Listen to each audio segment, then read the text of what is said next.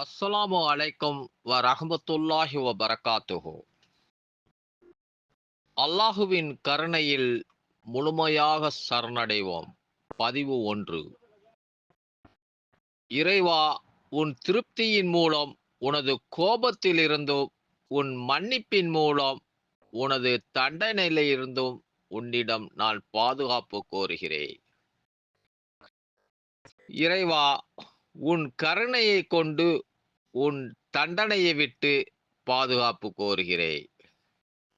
உன்னை புகழ என்னால் இயலவில்லை. உன்னை நீ புகழ்ந்து கொண்டதைப் போன்றே நீ இருக்கின்றாய். நூல் முஸ்லிம் 839 பதிவாகியுள்ளது.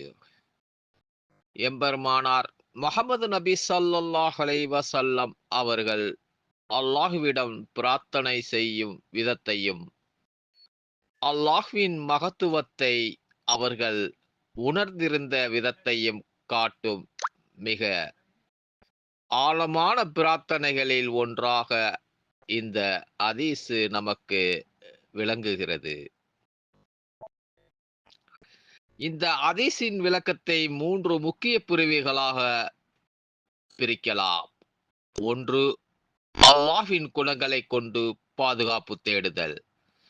பிரார்த்தனையின் துவக்கத்தில் உன் திருப்தியின் மூலம் உனது கோபத்திலிருந்தும் உன் மன்னிப்பின் மூலம் உனது தண்டனையிலிருந்தும் என்று எம்பெருமானார் முஹம்மது நபி ஸல்லல்லாஹு அலைஹி வஸல்லம் அவர்கள் கூறுகிறார்கள். இங்கு அடியான் அல்லாஹ்வின் கோபத்திலிருந்தும் தண்டனையிலிருந்தும் தப்பிக்க வேறு எங்கும் ஓட முடியாது என்பதை உணர்த்துகிறார். அல்லாஹுவின் கோபத்தை தணிக்கக்கூடிய ஒரே ஆயுதம் அவனது திருப்தி, அவன் அடியான் மீது கொள்ளும் திருப்பொருத்தம் மட்டுமே. அதேபோல் அவனது தண்டனையிலிருந்து காக்கக்கூடிய ஒரே ஆயுதம் அவனது மன்னிப்பு மட்டுமே. இன்ஷா அல்லாஹ் அடுத்த பதிவில் காணுவோமாக. நாமும் அல்லாஹுவின் திருப்பொருத்தத்தை பெறுவோமாக.